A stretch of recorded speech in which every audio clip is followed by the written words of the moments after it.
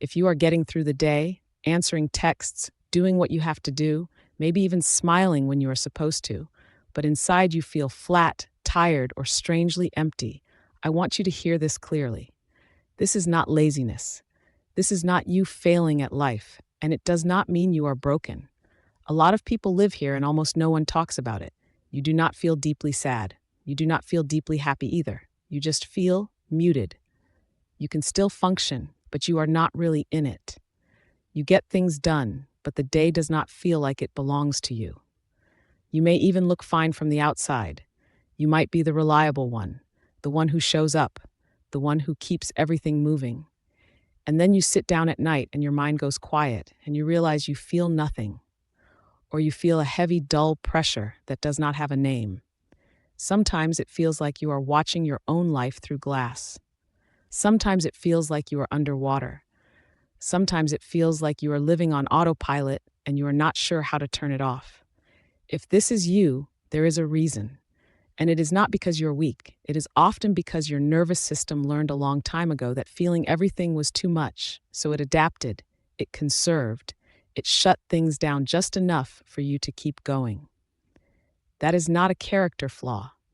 That is a survival strategy. Let me describe what this can look like because recognition is important.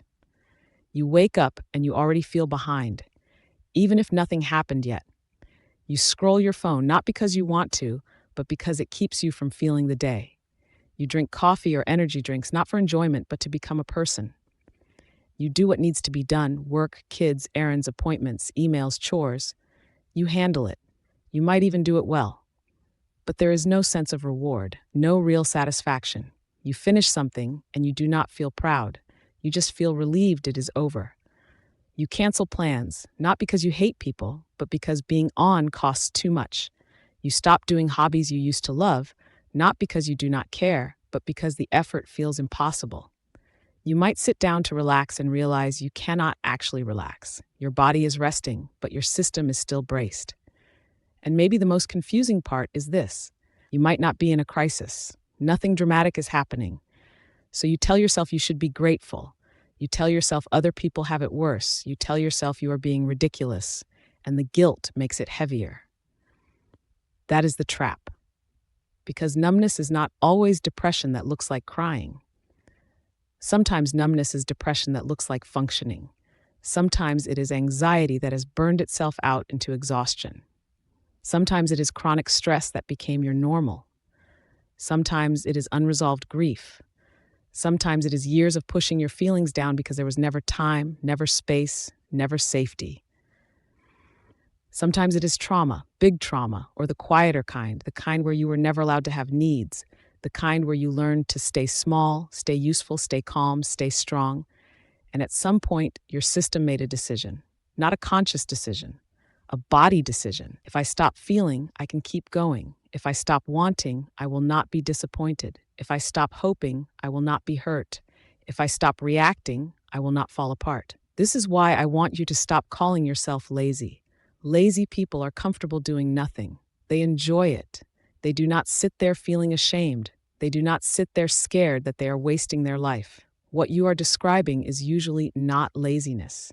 It is depletion. It is a nervous system that has been carrying too much for too long. It is your inner resources running low, the way your phone battery runs low after too many apps have been open for too many hours. Even if you do not see the apps, they are still running. Maybe your stress app is running, your people-pleasing app, your hypervigilance app, your perfectionism app, your caretaking app, your do not fall apart app. And when those apps are always running, you lose access to joy, not because you do not deserve it, because there is no energy left to feel it. Here's the core truth I want to give you today. Emotional numbness is often a nervous system conserving energy. It is not a person who stopped caring. It is not a person who is ungrateful. It is not a person who is failing. It is a person whose system has been in endurance mode for so long that the system does not know how to come back down. And there is something else. When you have spent a long time in survival mode, calm can start to feel unsafe. This is hard for people to understand if they have never lived it, But if you grew up with unpredictability, emotional chaos, criticism, conflict, neglect, or anything that made you stay alert, your body learned something. It learned that quiet is not peace. Quiet is the moment before something happens. So when life finally gets calmer, your mind does not celebrate. It scans. Your body stays ready. And after a while, you get tired of scanning. You get tired of feeling. So you go numb. It is not you being dramatic. It is a system that never got to fully shut off. Now, here's the part that matters, the part that can actually change things. You do not fix numbness by pushing yourself harder. You do not fix numbness by shaming yourself into productivity. You do not fix numbness by forcing gratitude. And you do not fix numbness by pretending you are fine. Numbness usually softens when your system begins to feel safe enough to come back online. Not safe in a perfect life way. Safe in a small, steady, body-level way. So I want to give you a few gentle ways to start shifting this without turning it into another job. First, notice how you talk to yourself. If your inner voice is harsh, your nervous system hears danger, even if the danger is just words. If you constantly tell yourself you are behind, failing, disappointing, not enough, your body stays tense. Try one sentence instead, not a motivational speech, just one honest sentence. Something like, I am tired and it makes sense. Or, this is hard right now. Or, I'm doing the best I can with what I have. That kind of language can feel small, but it is not. It is a signal. It tells your system it does not have to fight you too. Second, start using tiny moments of return. When you are numb, big self-care routines can feel impossible. So do not aim for big. Aim for tiny. Pick one moment, once or twice a day, where you pause and come back into your body for 10 seconds. Feel your feet on the floor. Feel your back against the chair. Take one slow breath in, one slow breath out. That is it. You are not trying to become calm. You are reminding your body that you are here. You are present. You are not in danger right now. Third, pay attention to what you call rest. A lot of people say they rest, but their rest is actually escape. Scrolling for hours, watching videos until they fall asleep, staying busy so they do not have to feel. That is understandable, but it does not refill you. Real rest usually has at least a little nourishment in it. It can be simple, a shower where you actually feel the warm water, a meal where you taste the food, sitting by a window for 5 minutes, a walk where you notice the air, music that hits something real inside you. You do not need a perfect routine.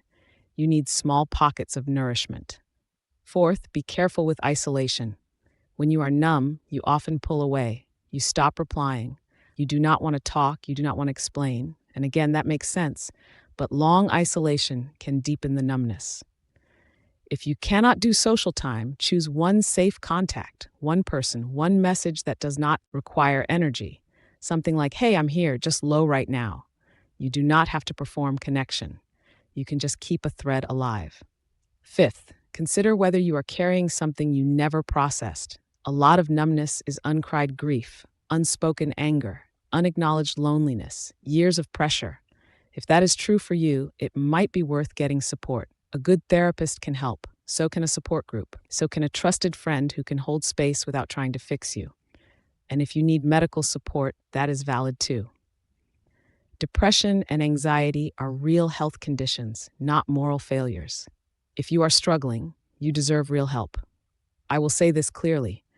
I am not diagnosing you. This is not medical advice. But if your numbness is paired with hopelessness, thoughts of not wanting to be here, or you feel like you might hurt yourself, please reach out for immediate help where you live. You deserve safety. You deserve support. Now I want to come back to the emotional heart of this video, because this is what I hope stays with you after you click away. You are allowed to be tired of being strong. You are allowed to be exhausted by your own coping. You are allowed to feel empty and still be a good person. You do not have to earn gentleness by falling apart first. You do not have to prove that you are suffering enough to deserve care. If you have been functioning while empty inside, you have been carrying more than most people realize. And the fact that you are still here, still trying, still looking for words that fit your experience, that matters. That is not nothing. That is you fighting quietly for yourself. So here is a simple invitation. For the next 24 hours, stop trying to force yourself to feel better. Instead, try to treat your system like it has been working overtime, like it has been holding a heavy load. Speak to yourself the way you would speak to someone you love who is worn down, not with pressure, with steadiness, with respect, with patience. And if you want to take one small step today, let it be this. Choose one nourishing thing that is small enough that you will actually do it.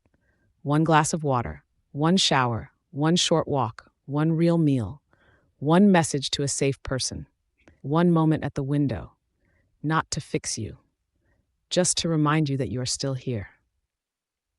If this video felt like it was describing your inner life, I want you to know you are not alone in that. There are many people quietly living this exact experience. You do not have to explain yourself here. You can just listen. And if you want to stay, you are welcome. If you would like more videos like this, you can like this video and subscribe. It helps this channel reach the people who need it. And if there's a topic you want me to cover next, you can leave a comment and tell me what you are carrying right now.